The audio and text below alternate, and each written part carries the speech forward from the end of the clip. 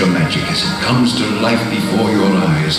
Now, Universal Pictures invites you to journey back to an age of wizards and warriors, of Dungeons and Dragons, the age of swords and sorcery.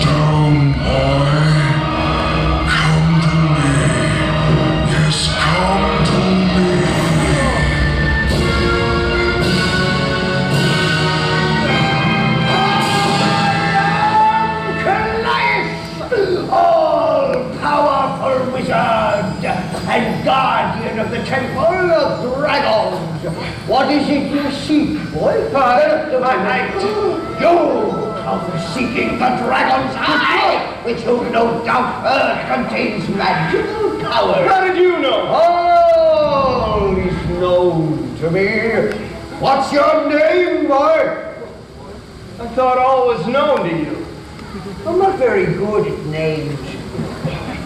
I am Conan. Conan of Sumeria. Oh, yes. Of course.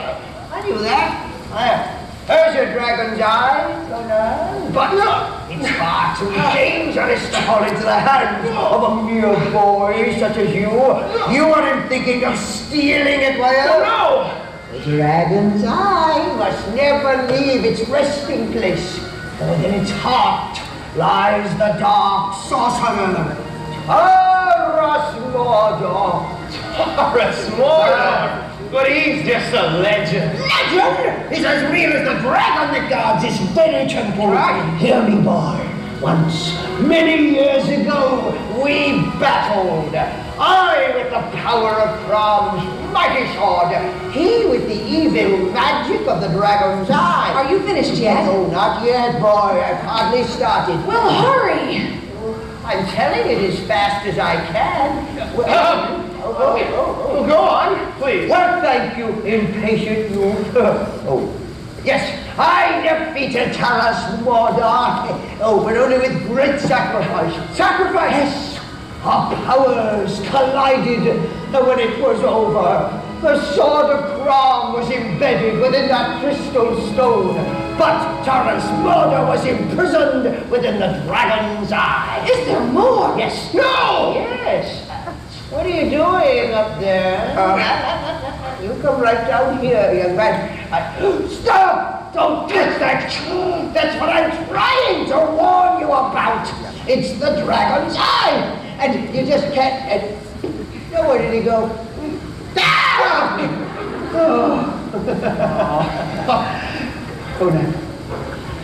Conan, he waits.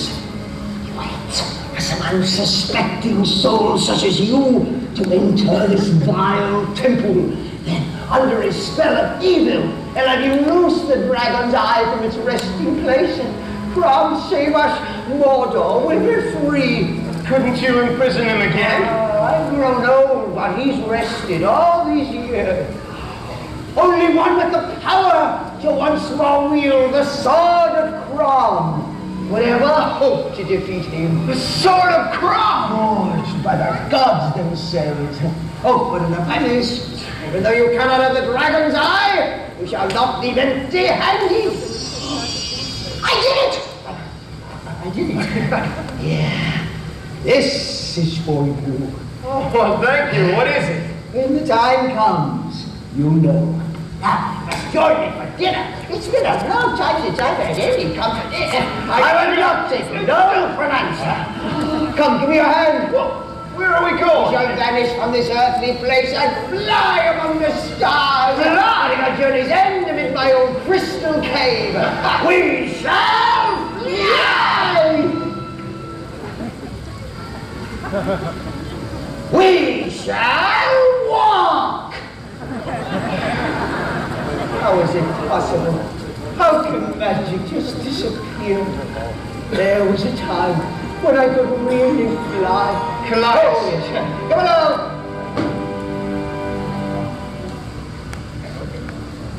Conan? Conan, where are you?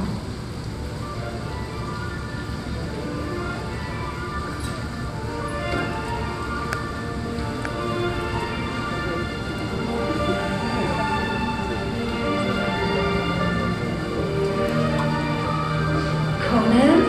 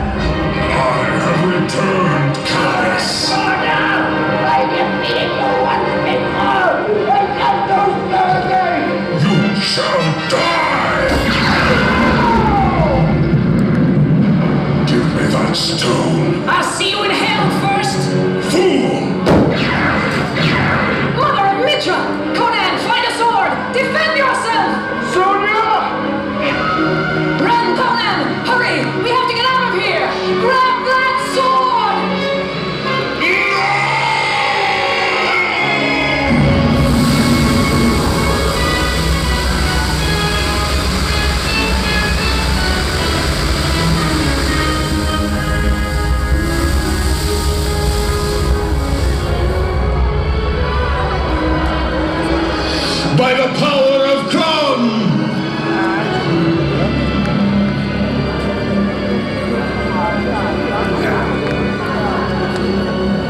Tram will not save you now. I have the dragon's eye, and there is no power on earth that can stand before me. Gaze upon your death, barbarian! From death I call my warrior is anger on living. Conan Shaw, the swordsman, rise!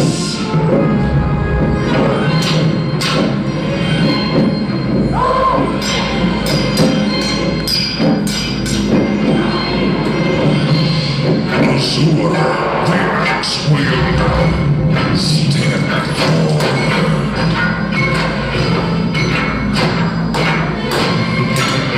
Sonya, come forth, Balak, the Cossacks.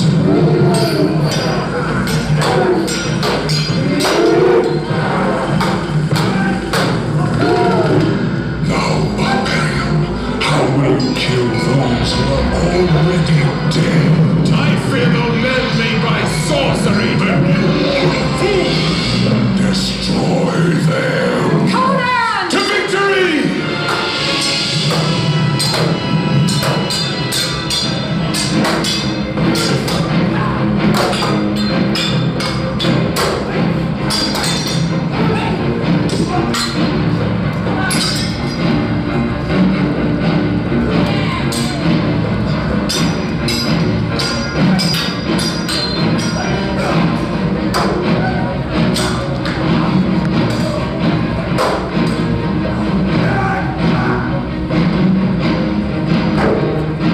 Surprise me, barbarian. But what will you do now?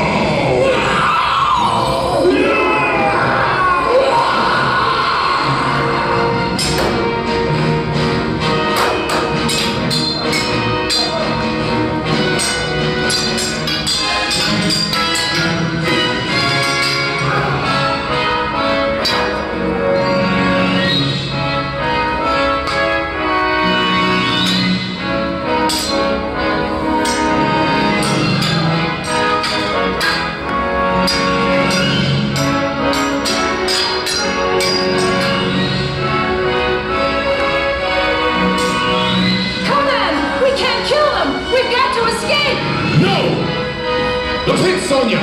Throw them in the pit! Hurry!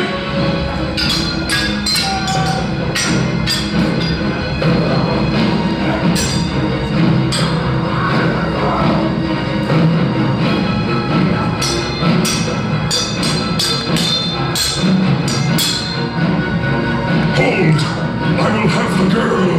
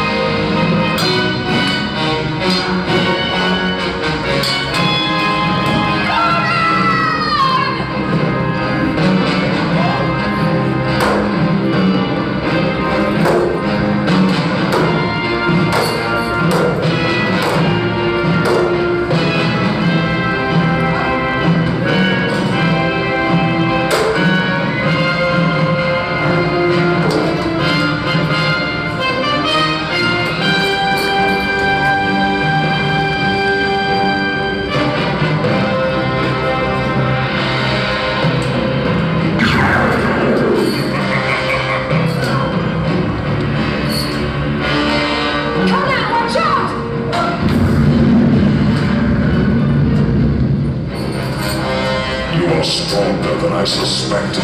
Where are your warriors now, sorcerer? I need no warriors to defeat you. Now you will join Callias in death.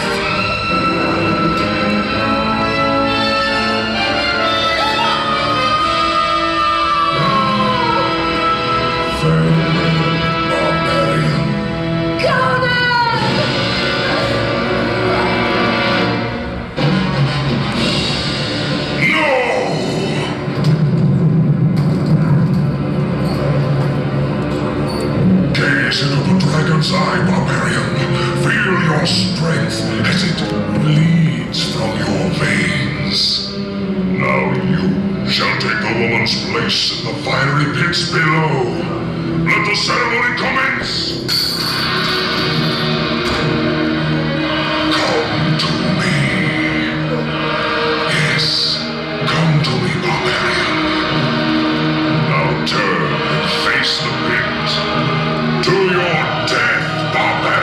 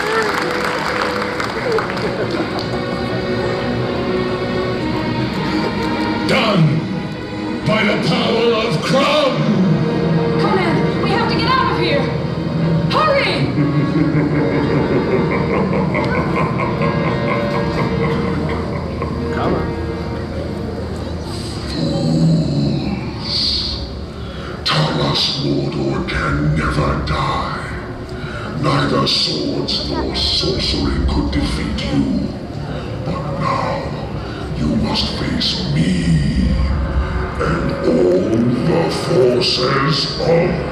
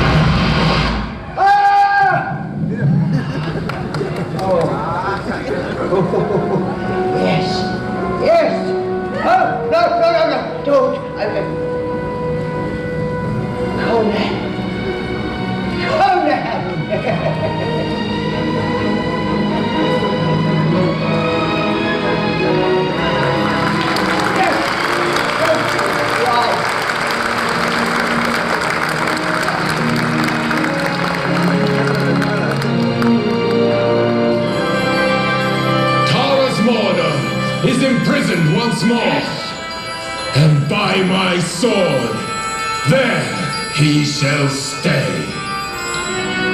And so it was, an age of mystical wizards and courageous warriors. It was a wondrous time, the age of swords and sorcery.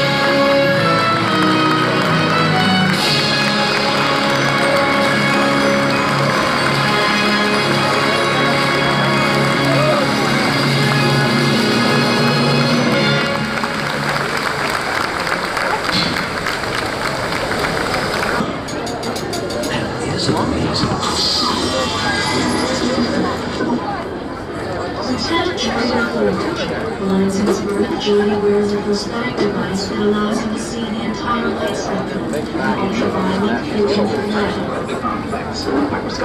Chris, look. Electromagnetic. Chris. None of it is familiar. There he is! Wesley Marshall, a teenage genius with the insightful understanding of computer circuitry and starship warp engines. It's a model of the same kind of trajectory our ship uses. What if the ideas of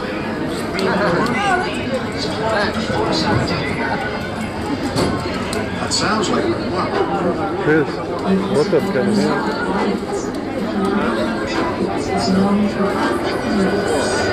Sounds best.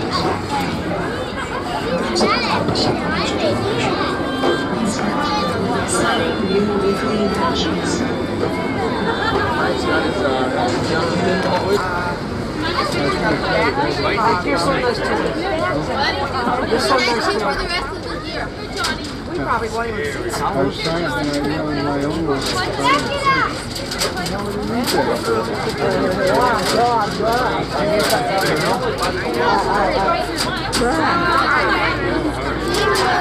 Come here. You changed your mind? He wanted the picture, now he doesn't want it. Stand by us, we'll get a picture. Watch out for the good. In fact, for the Warner Brothers film Batman Returns, some of the Penguin's lair scenes were done here, and they were refrigerated to about 10 degrees, so you could see the actor's breath, and we had real snow and little penguins running around. And they can also film on location, which is difficult, but it adds a distinct air of realism. And of course, they can film here on our backlot where we are now. We have about 500 outdoor sets, all designed to look like different areas of the world. But when they're not being used for filming, they're not dressed to look like any specific setting in any specific time period. Once all the filming is finished, they take the finished reel back to the front lot to do post-production, add the special effects, sound effects, music, and then it's ready. That's the art of movie making. That's what we do here. But we are going to concentrate on the filming aspect of movies and TV shows. You're probably going to recognize many of our sets. For example, these sets here, off to the driver's side, your left. I hope you recognize them. This is Hill Valley from Back to the Future. That street on the left-hand side is where Michael J. Fox, as Marty McFly, drove his DeLorean 88 miles per hour, leaving those two fiery stripes as soon as he disappeared into the future. And that's the clock tower where Doc Brown, played by Christopher Lloyd, was trying to hook up the lightning bolt. 1.21 gigawatts of power. And we filmed parts 1 and 2 here, but not part 3. Did anybody see all 3 movies?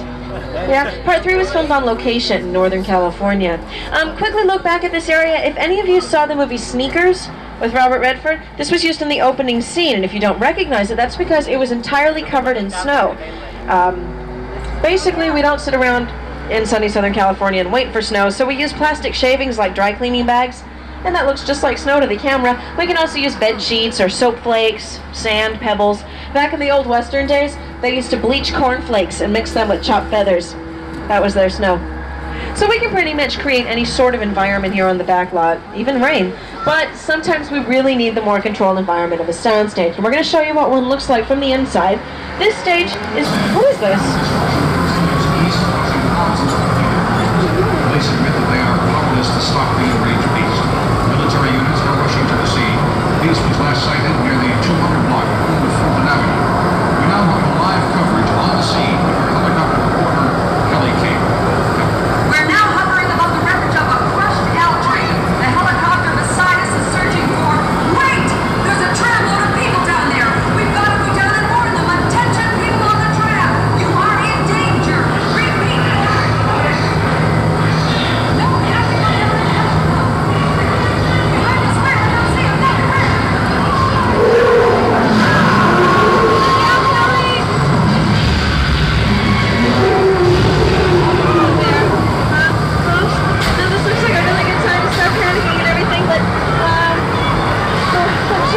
Just fine, really.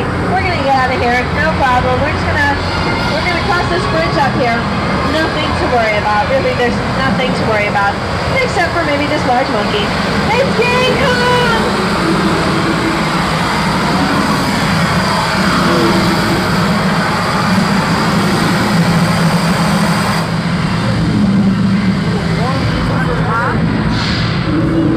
Hey, cut that out.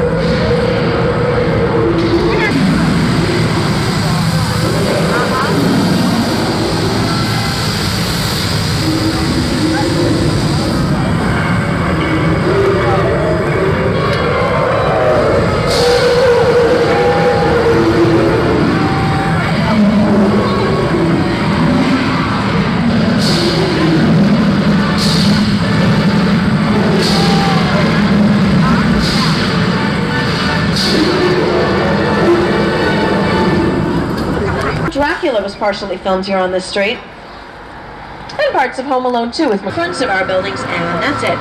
We give them a little bit of depth, sometimes, so we can have actors walk inside of the sets and keep the illusion, but primarily we just build the fronts, and the interior shots are done in a soundstage.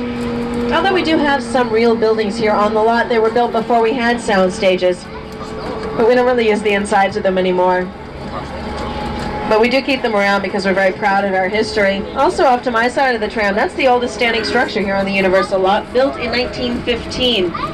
First thing we built here when the land was purchased, but it doesn't look that good, and we don't use it anymore. They are trying to fix the poor old thing, though. Keep it around for as long as possible. Take a look out to the driver's... Hey, Dad! Amazing new breed. And on the driver's side, we have a row of cars that were used in the Back to the Future movies. Now, many of these cars look real. Like those first 3 cars there, they look like real cars, but actually they're not. They're called shells, made out of plastic and fiberglass, even the tires.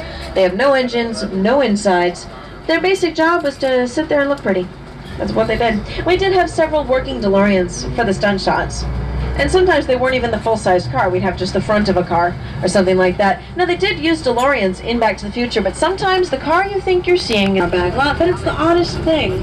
Even though it's always warm and sunny in the rest of the lot, it's always raining in Mexico. You can set your watch by the fact that it's always raining here. Sometimes we get a touch of flooding, but it's... Oh, dear. Me my big mouth. Guess what, everyone? There's a flash flood headed straight for the Tram. Look out!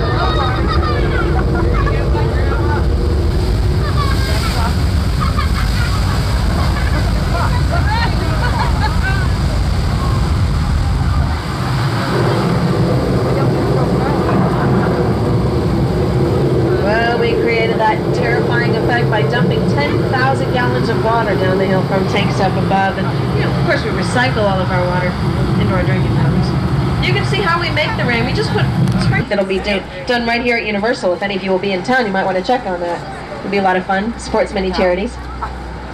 And we use our old Mexico area all the time for a fiesta here and there. Janet Jackson's Escapade video is done. And, of course, it's very close set to our old West Town. This is 6 Points, Texas. Yeah. The reason we call it 6 Points is because we have 6 complete individual western towns that all come together in this one main area. Each town has its own saloon, general store, hotel, and sheriff's office. So back in the earlier days of silent movies, we could actually film 6 of them at the exact same time. And they did. And it was a little chaotic. It's kind of a small... We're also built without rooftops, and we use natural sunlight for our filming. So not like today's 12 to 18-hour film day, they had a 4-hour film day. That's a rough life. From 10 to 2 when the sun was at its highest point, and there weren't any strange shadows to be cast over the actors' faces. The actors, namely, were Tom Mix, Audie Murphy, and John Wayne. They all got their starts right there in 6 Points. Well, back into the future, take a look on the driver's side. You'll see Lion Estates marking the entrance to suburbia where Marty McFly lived in Back to the Future. And on my side, well, it's safe to say, we just don't like to throw our sets away because you never know when you're going to need a big rooster. You never know. It could happen. And we do try and recycle all of our set pieces as much as possible. Like we have these war vehicles here. They were used in MacArthur, starring Gregory Peck. They don't look so good. But if we send them over to our technical departments, they'll shine them up, give them new coats of paint, new tires, and they're ready to go. There's also a very small lake here off to my side. Well, it's tiny, but believe it or not, this was the only Pacific Ocean the cast of McHale's Navy ever saw. They just put miniature boats on the lake and turned up the water to look like the ocean. That's good optical illusion. Somebody told me, though, that they left some underwater mines in the area. I've never seen any. I don't really think we have any reason to worry about those. I'm wrong. Better watch out. Those mines are deadly. Okay, I know it looks like a problem, but no, we're fine. Who saw the movie, the Paramount film, Waters? Ready? 1, 2, 3. That was good. We got a gesture over here and everything. Hurt them waters. Okay. Look at that. See? There you go. You guys are cool. That automatically makes you cool. Actually, in fourth card, go ahead. And have your cameras out. You'll get a great sea level picture. And you might want to watch out for the mines.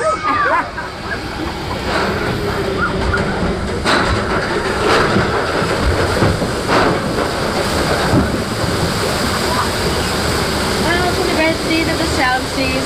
We landed on the island Bora Bora from the TV show Tales of the Golden Monkey. There's the hotel off to the left. And this is also what's left of Gilligan's Island from the Gilligan's Island TV movies we used to make here. We had to clear away the foliage to make room for storage because we have almost no storage space here on the lot. That's why we built our new property warehouse off to the driver's side, building 487. And it's pretty big. We have about 5 million props in there, all cataloged on computer. And like I said before, if a prop is dressing up a set or an actor touches it, that makes it a prop. It can be anything. Paperclip or pencil, up to a chandelier, a car. We're going into an area right now, though, that needs no help whatsoever to look exactly like ancient Rome. This is where Stanley Kubrick filmed Spartacus with Laurence Olivier. In that movie, Olivier stood on the steps of that building back there with the columns and addressed hundreds of Roman soldiers standing in the area. It's an incredible movie. Epic proportion, however, one of the most classic bloopers of all time. is in Spartacus. The Roman soldiers that they used were actually local college students, most of whom had never acted in a movie before. I guess they didn't. Some actor Boris Karloff. Great name for a monster movie actor, right? Well, he picked it. He was actually born with the name William Henry Pratt.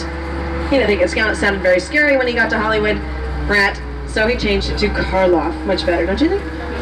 He made a good choice. And Charles Grodin, and that big hand is from the Land of the Giants television series. And to make Lily Tomlin small, they just enlarged everything around her, like the phone. We also have a big Cheese Whiz can and a big shopping cart. You might want to get a flash on your camera. We're going inside. Now, normally we're not allowed through here. It's a closed set, but about 2.5 weeks ago, the crew that was filming inside of the soundstage went up north to do some location shots. Yeah, it's just a little tremor. We get these every day. It's no big deal. Anyway, oh, camera on. It's bigger than the tremor. It's bigger than all of us. It's an earthquake. Hang on, everyone. In the back on the driver's side, I think the steering's gonna go.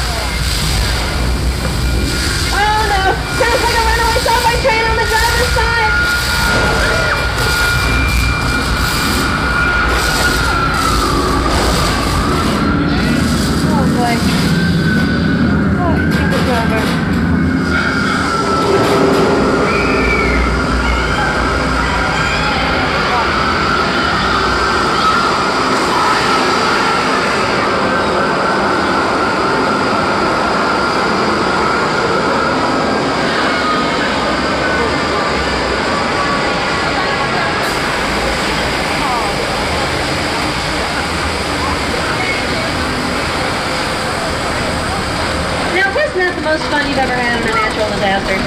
What then? Well, you didn't know that was the big one. It was a simulated 8.3 on the Richter scale, but we were perfectly safe the whole time. Demure. But of course they could never share the same doorway. The proportions would have been way off. Off to my side, that's our livery stable built back in the 30s for My Little Chickadee with W.C. Fields and Mae West. Now we keep horses there for the Wild West Stunt Show upstairs in the entertainment center. And that's also where Francis, the talking mule, used to live in those film extravaganzas with... There's George, our fisherman, fishing away, dreaming his dreams. Nothing unusual ever happens here. Not in years, anyway. Huh? Oh, no. Oh, no. Do you see that right there? That's that fin in the middle? George? George, I think there's a shark or something. George?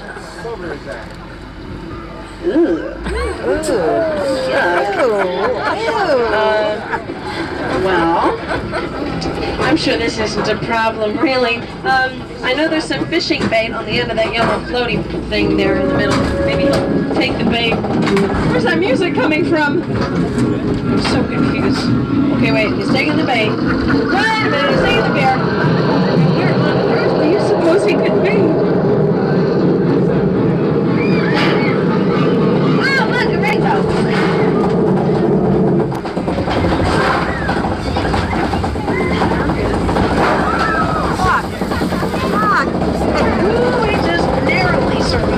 The shark from the 1974 film Jaws, directed by Steven Spielberg.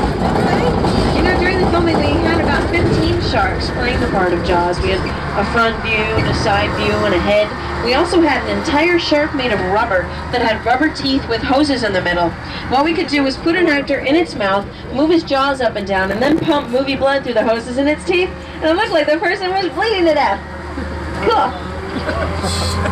As we come back around this area, there's a wonderful television show that's been on the air for about 7 years now. It stars Angela Lansbury. Frequently filmed in this area because that's Cabot Cove, Maine, her hometown in the show. That's also where she rides her bike in the opening credits. In 6 Points, it's a real house. And right now we're going to drive down a street full of homes you'll probably recognize. They've all been used in many productions. Like this house here on the left corner. That was used in National Lampoon's Animal House, where they tried to look at the sorority girls. Next door lived Jimmy Stewart with his invisible rabbit, Harvey, back in 1951.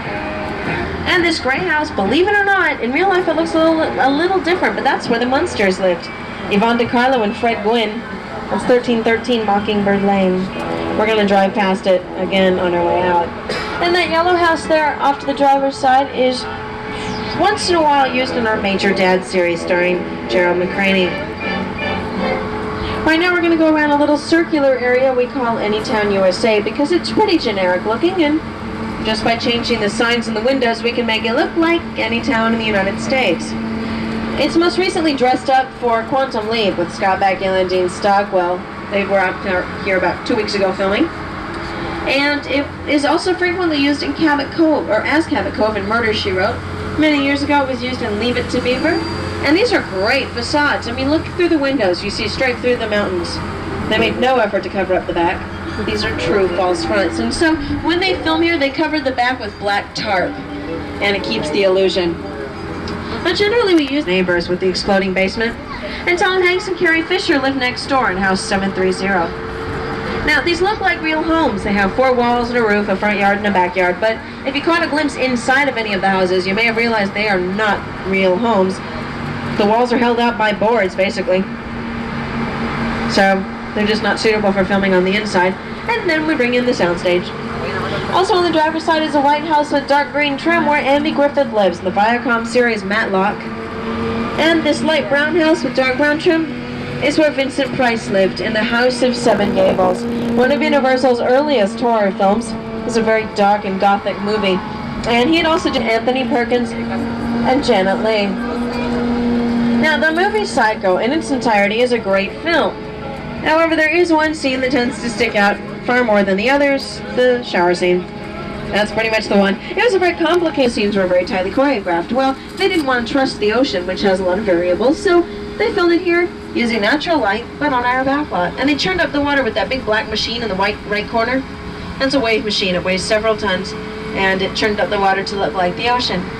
Oh my goodness! When it snows this hard, they put out the danger signs, but pay no mind to those. I'm sure we're gonna be just fine. Even though there's a lot of snow hanging around, and I'm sure this area is probably very prone to avalanches. I'm sure we have nothing to worry about.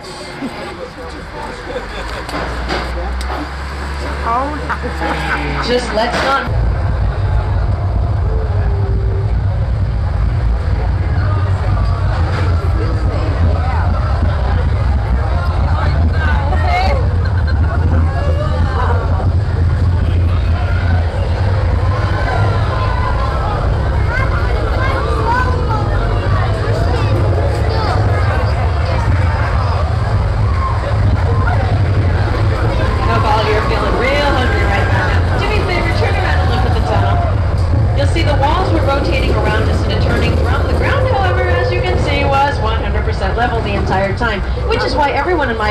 fiercely leaning to the right to compensate for the tilt of the tram. Should feel kind of silly right about now. You're slightly befuddled by that when they see the movie. Go and see The World of Cinemagic. It's a great special effects show downstairs in the studio center. They'll show you that, the magic from Alfred Hitchcock's movies, and a sound effects demonstration from the TV show Harry and the Hendersons. And that's all one 30-minute show within The World of Cinemagic. We also have Backdraft, where you're placed in the middle of a gigantic burning inferno based on Ron Howard's movie. We have the E.T. ride, where you soar through the skies with E.T. and your basket and rescue the tickly woot woots. That's a lot of fun. A trip to the right, going all over space. Feel free to take a second row as your aisle and walk behind some of those people and then slide to the right. So perhaps a better viewing area. Don't be all pumped up that far end. Take a second row by walking behind some of those people and slide to the right-hand side for perhaps a better viewing area. Now, some of the live fire effects you're about to experience may be too intense for some younger children. If you'd like to leave before the excitement begins, now is the time to do so. Make your way to the right-hand side or I'm standing, and I'll escort you to an exit on my side if you hear the effect of the sound.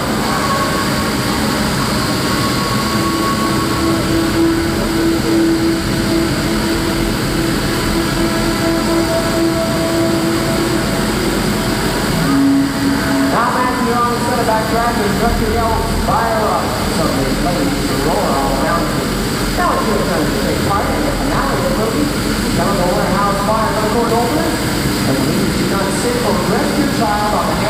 looking at either during this segment. If you have a lot of small kids here at the crib, adults, turn around and keep looking behind you. But instead of right here, so they can see you a little bit better.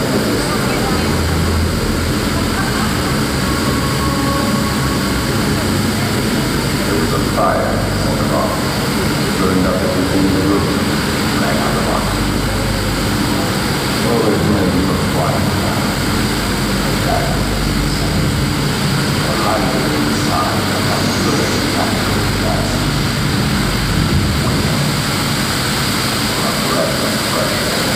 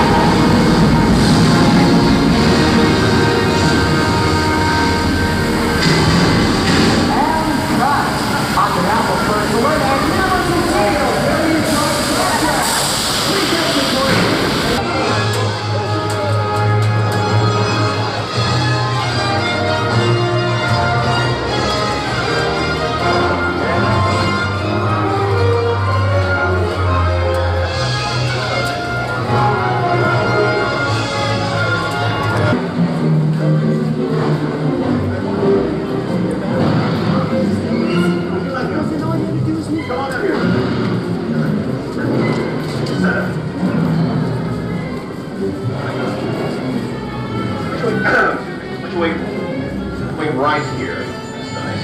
Wait right there.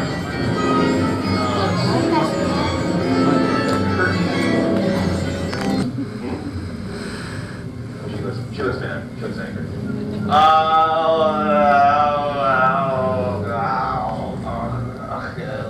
You back there.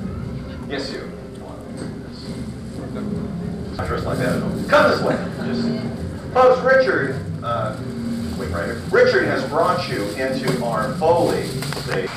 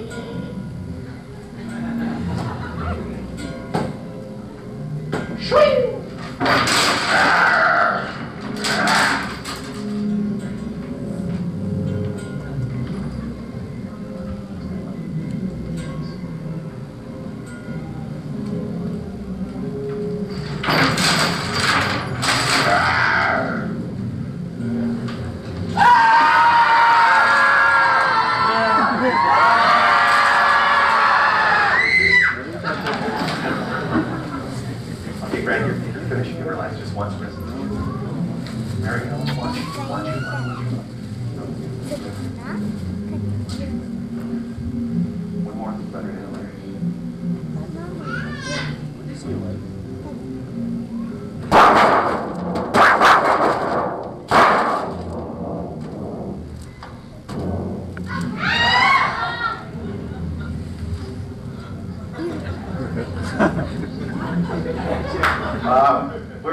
Where's the big roar? Didn't like Walmart there?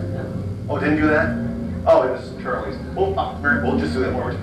Folks, that was a rehearsal. Charlie, we'll just do that one more time. Can do the network code. We go live to the satellite in 1 minute. All right, Charlie, tell you what, you play back the print with the sounds we just said, and when we get to Mary Ellen, we'll just do her roar live. Okay, folks, you can turn around, you can put your things down, watch the screen. Sit, Mary Ellen, do me a favor, watch your live. We're going to do you live this time. VCRs? Yeah.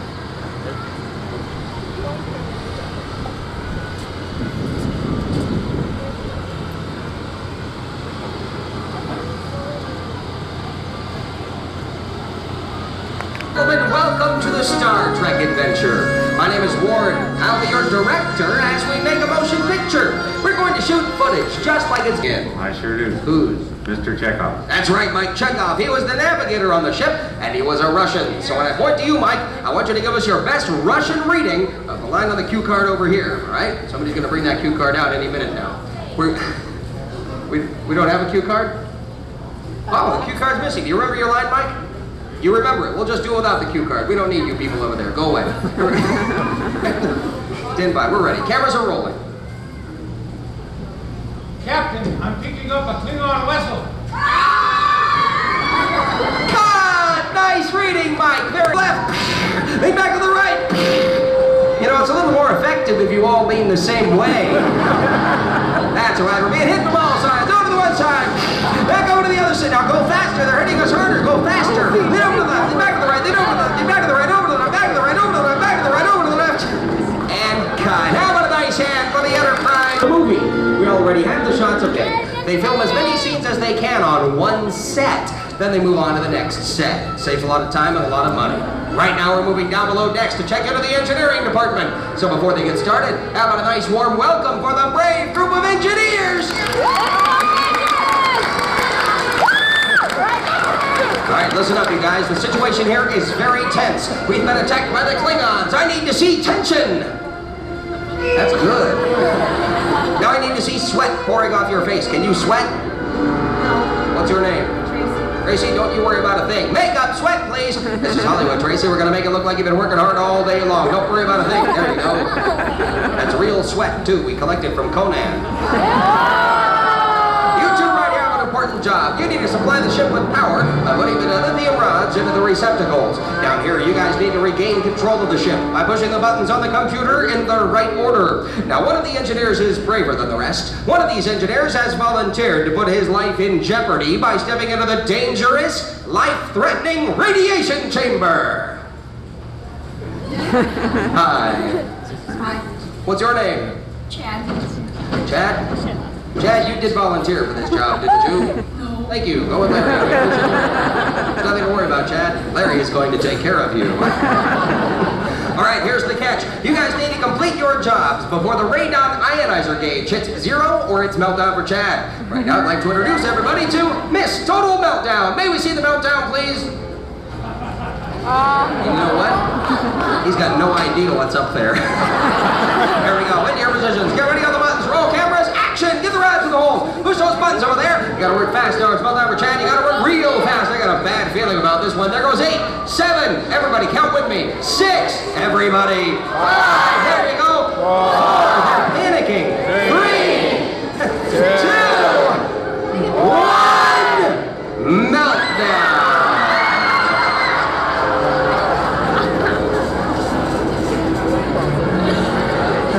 Nice work, Chad. Hey, Chad, was that fun? It was? Do you know what's more fun than one bucket? Tell them, everybody! 2! And cut. How about a nice hand for the brave group of engineers?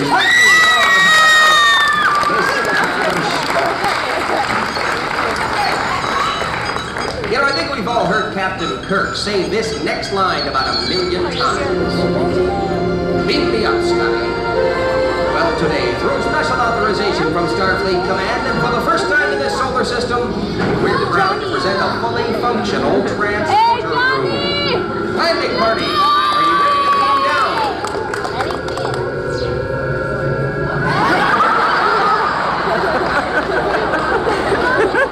Graduated from a different academy.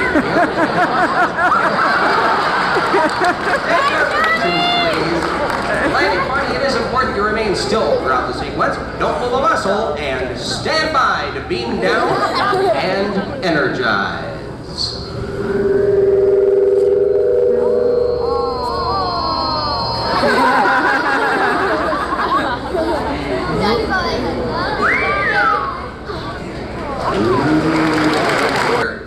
No, turn right. Right turn. Right turn. There you go. This is Sorcery from the Zavar Quadrant here to deliver a message. Now, the aliens, as you can see, don't actually speak. They communicate with physical gestures, mental telepathy. Very good. Keep going. That's all right. Keep going. Each movement has a meaning. Let's have the second alien visitor come on out. Even more powerful than Sorcery, this is Ayakoka from the foreign galaxy. Here to deliver a message. Delivering pretty much the same message in a slightly different accent. And I believe they're still trying to tell us that they have recently returned from Hawaii. Let's have the third alien visitor come out here. This is the most powerful of all aliens.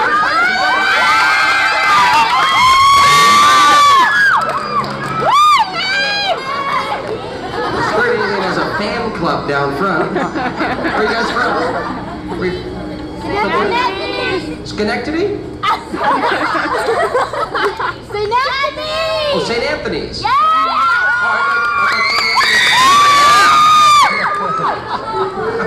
All right, take a look at the aliens. Delivering this powerful, peace-loving message. Look at that, they're doing a new message. You know what this message is? That's their wax-on message. I forgot to mention, it is customary protocol to return the greeting, or it'll be taken as an insult and an act of aggression against their culture. So everybody got to return the greeting. If you would, kind of bang your hands together and do that finger thing. Everybody got to join the message. These are powerful aliens. They're peace-loving aliens. And they're here with us today. So everybody kind of break into groups and deliver the message of peace that they're delivering. Everybody join together as a group of one. Oh, by the Klingon! Oh! Up there, guys. Pull out your chairs. Have a seat. Remember, you're disgusting. And there's one who is worse. Give a big boo for Captain Garzel!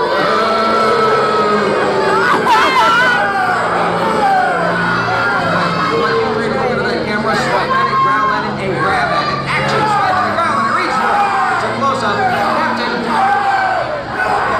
That dragon now looks hungry. Do you bring anything to feed him? Feed him something, Captain. Keep him out of the way during this scene. Feed the dragon down. He looks really hungry.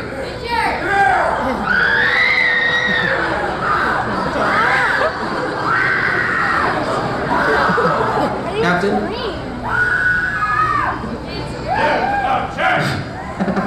All right, Captain, we have a line of dialogue for you. This line will be delivered in the Klingon's native language, Klingonese. But don't worry about that. When we play the movie back, we'll add English subtitles. When I point you, I want you to yell the line right here on this cue card. It's right here. Yell it loud and fast. Cameras are rolling. Wait till I point to you, Captain. I'll point. Captain, shut up. I'm going to point to you, and then you yell the line. That's the way it's done. All right, here we go. Roll cameras. Take two.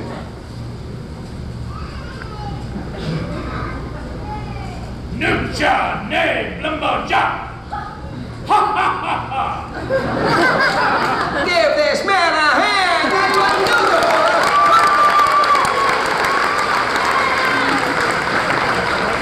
Hey, Dragon Hound, give us a growl. What's your name? Carrie. Doing a good job there, Carrie. You having a good time? Yeah. Good.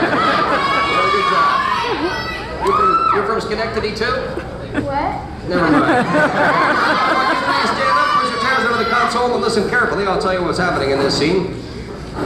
Now, in this scene, you guys have attacked the Enterprise. You think you've got them nailed, but just as you go to deliver your last shot, something happens. You lose power of the captain. He thinks it's your fault, so you're panicking, struggling with a lever, trying to regain control of the ship. When I point to, I want all three of you to yell the first line there. Dharma, brave dilithium! That means, sir, the lever's stuck. You yell the next line, Captain. Green Arc Clash. That means fix it or you die. You're gonna panic. You're gonna run over there. I want you to grab onto the handle, pull it down, look back at the captain, and really start to panic. Now, you're also gonna panic. Run over there, bang on the wall, give it a kick, look at the captain, and say, "Please don't kill me, Captain. I can't fix the ship." Now, see the button over there? Take a look at the button over there. I want you to push that button over there. I want you to push that button over there. You in the middle, you're still struggling with the lever. Put it with the lever, look at the captain, say, "Oh, the bridge all clean. He's gone to the back, so the do for the guns, but he shoots you die." Are there any questions? Good. Grab the lever, guys. Captain, stand up. You three, grab that lever and look at me.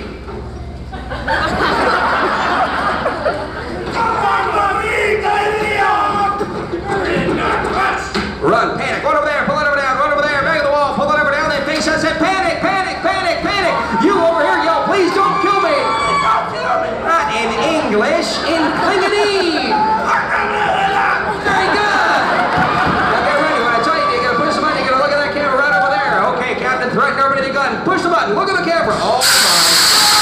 You're furious now, Captain, really angry with this crew. You in the middle, get rid of the bed. You in the middle, get ready to pull that lever up. Pull the lever up. Say, "Oh no." Face the captain. Captain, shoot him.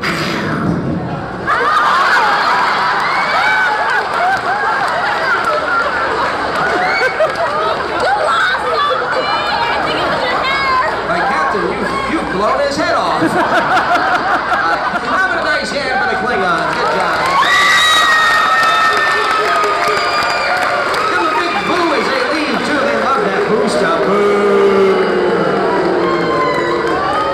But have a nice hand for our friend, the Dragon Hound. Excuse me. I think John dropped his bag.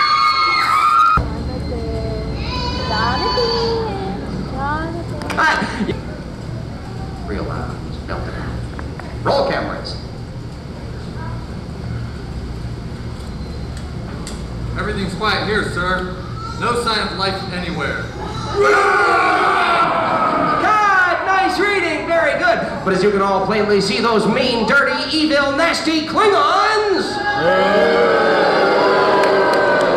They've also beamed down to Whack-A-Mole 7. They've spotted you guys. The first thing they wanted to see when they see you is they want to pick up a rock and kill you. So when I say action, I want all-out war. Jonathan.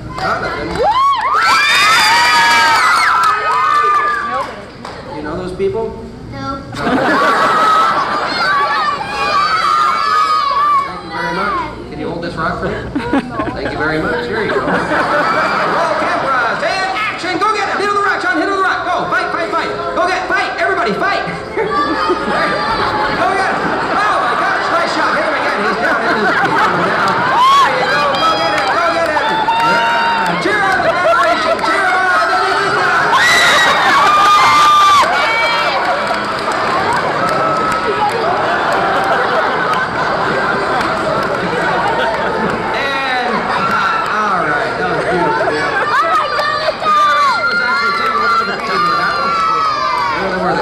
Be concerned though. In our next scene, the Klingons are going to be attacked by a man-eating tentacled creature. Now, the Federation will be over here. They'll be listening to the communicator.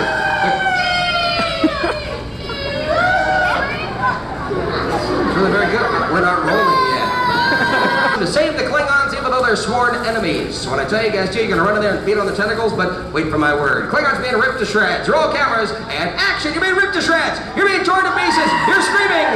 Scream. Scream like men! That's beautiful. Now show me the pain, guys. Show me the pain. That's it. Federation, you're nodding your heads up and down, saying, "Yes, Captain, whatever you say. Whatever you tell us to do, because you're the captain." That's excellent. Keep nodding your heads up and down, up and down, up and down. Go! Save the Klingons. Run in there and beat on the tentacles. Beat on the tentacles. That's it. Now save the Klingons. You're saving them now. Escape with the creature. There you go. That's perfect. Go get him. There you go. All right.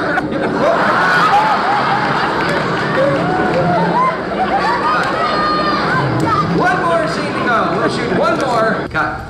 That's great, Captain. I was wondering if you could read the line a little faster, though, because the whole movie's only about 8 minutes long, so you can go right through the line if you want. Take 2. That's excellent. Yeah. Roll cameras. Your help has robbed us of our honor. I demand that you execute us immediately. No way, dude! Ladies and gentlemen, how about a final hand for...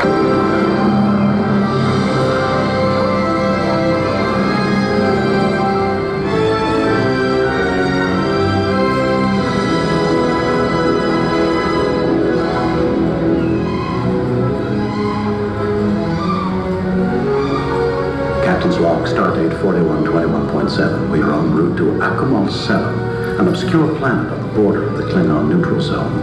Starfleet Command has directed us to investigate strange signals which have been received from the planet.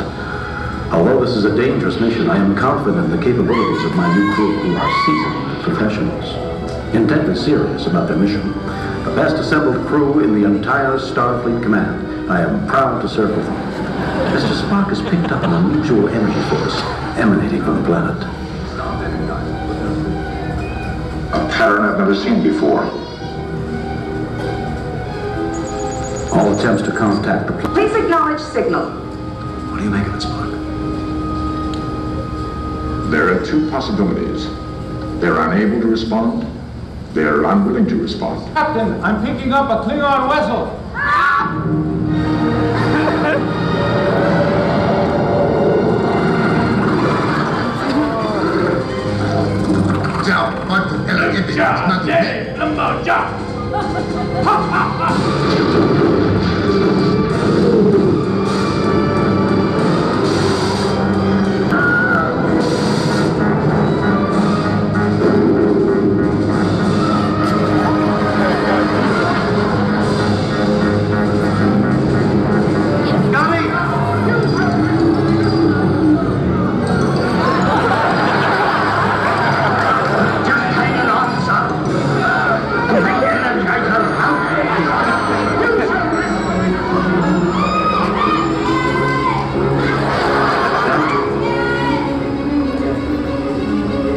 They knew exactly where to hit us. Over a patch me. Aye, sir. James T. Kirk of Federation Starship Enterprise. What is the meaning of this attack? Nuja, ne, lumboja.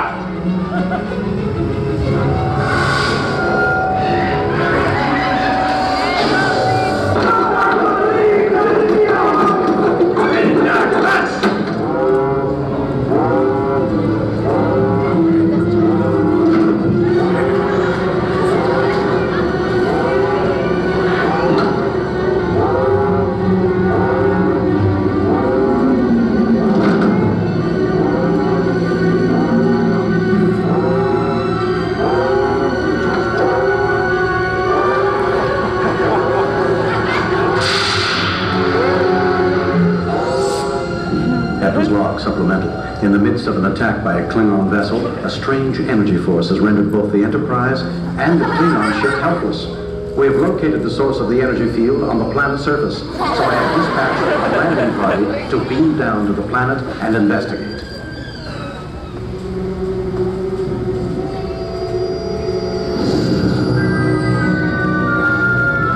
Everything's quiet here, sir. No sign of life anywhere. What? Spock. Yeah.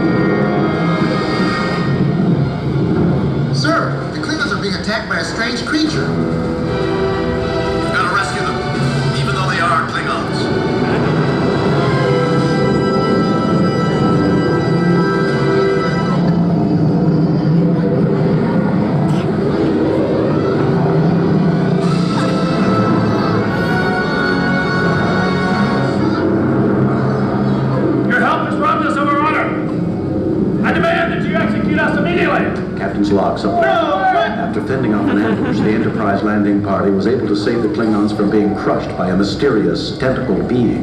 It is becoming increasingly clear to me that some unseen life form is pitting the Klingons against us.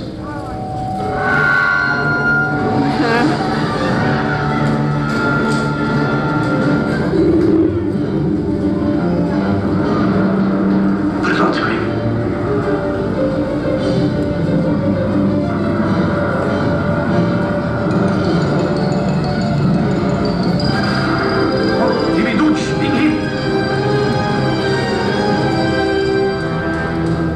Nucha, ne, blumbo, ja.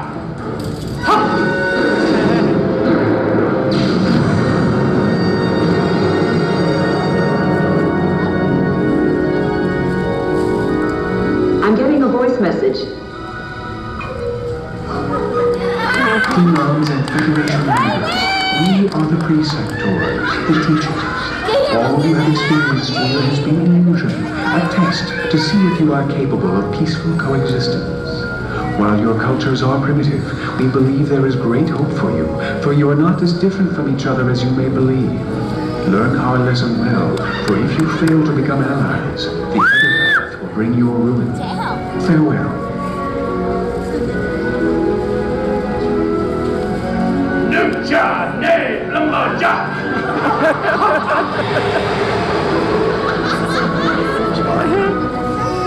Appears we still have much to learn. That much is certain. Scott. My son. We'll be going to warp speed.